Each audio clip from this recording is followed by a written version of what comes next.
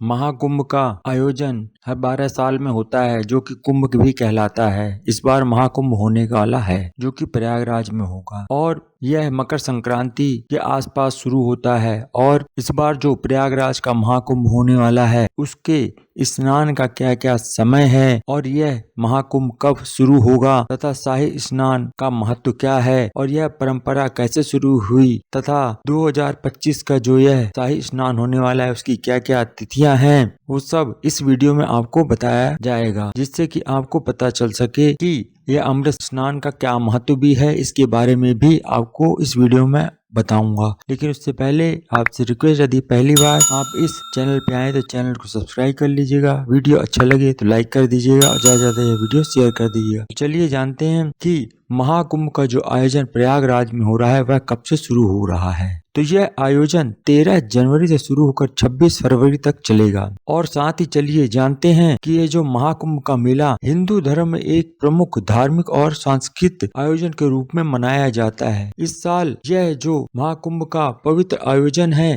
13 जनवरी से शुरू होगा, जो कि 26 फरवरी तक चलेगा। धार्मिक मान्यताओं के अनुसार यह जो महाकुंभ होता है, इसे गंगा, यमुना और सरस्वती के संगम में स्नान करने से व्यक्ति को मोक्ष की प्राप्ति होती है तथा उस व्यक्ति के सभी पाप धुल जाते हैं, ऐसा कहा गया है।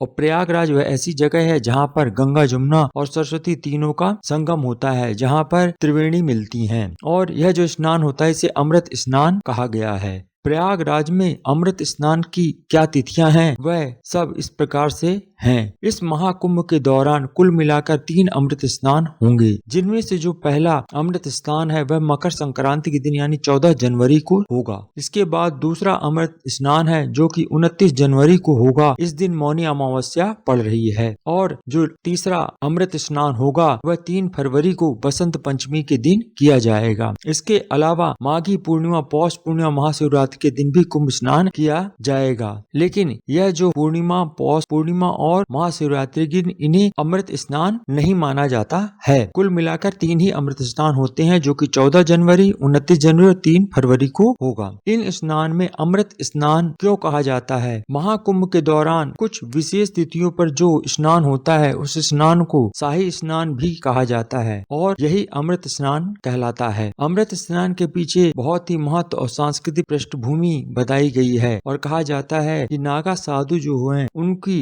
धार्मिक निष्ठा के कारण सबसे पहले स्नान करने का उनको अवसर दिया जाता है। नागा साधु घोड़े, हाथी और रथ पर सवार होकर के राजसी ठाट बाट के साथ स्नान करने के लिए वहां इकट्ठे होते हैं और पूरे भारतवर्ष से आते हैं। और यह स्नान नागा साधु भव्य भव्यता के साथ करते हैं और इसे शाही स्नान का नाम दिया गया है तथा इसे ही अमृत स्नान भी कहते हैं। एक बहुत ही पुरानी जो मान्यता है, उसके अनुसार कहा गया है कि प्राचीन काल में जब राजा महाराजा भी साधु संतों के साथ लेकर के भव्य जुलूस लेकर के स्नान के लिए निकलते थे, तो इसी परंपरा को शाही स्नान कहा जाता था और यहीं से इसकी शुरुआत हुई थी। इसके अलावा भारतीय मानस में एक अलग ही मान्यता है कि महाकुंभ का जो आयोजन है वह गुरु और सूर्य ग्रह जैसे ग्रहों की स्थिति को ध्यान में रख के किया जाता है। इसी कारण से राजसी स्नान भी कहा जाता है। यह स्नान आध्यात्मिक शुद्धि और मोक्ष को प्राप्त करने का मार्ग भी है। महाकुंभ 2025 अमृत स्नान की तिथियां: 13 जनवरी सोमवार स्नान पौष पूर्णिमा, 14 जनवरी मंगलवार अमृत स्नान मकर संक्रांति, 19 जनवरी बुधवार अमृत स्नान मौनी अमावस्या, 3 फरवरी सोमवार अमृत स्नान बसंत पंचमी, 12 फरवरी बुधवार स्नान माघी पूर्णिमा, 26 फरवरी बुधवार स्नान महाशिवरात्रि। तो यह थे अमृत स्नान की तिथियां। तो आप जानते हैं अमृत स्नान का धार्मिक और सांस्कृतिक रूप से क्या महत्व है। यह जो महाकुंभ होने वाला, यह भारतीय समाज के लिए ही नहीं बल्कि धार्मिक दृष्टि से भी बहुत महत्वपूर्ण है और साथ ही साथ इसका सांस्कृतिक महत्व भी बहुत ज्यादा है। यह हिंदू धर्म का प्रमुख आयोजन है। महाकुंभ में शाही स्नान या अमृत स्नान के साथ मंदिर में दर्शन करना, दान पुण्य करना और जो अन्य धार्मिक अनुष्ठान है वह भी किए जाते हैं। महाकुंभ में भाग लेने के लिए तरह तरह के अखाड़े आते हैं, जिसमें प्रमुख नागा साधु, अघोरी और सन्यासी हिंदू धर्म की गहराई विविधता को दर्शाते हैं। महाकुंभ का यह जो आयोजन होता है, यह हिंदू धर्म का विशेष आयोजन है।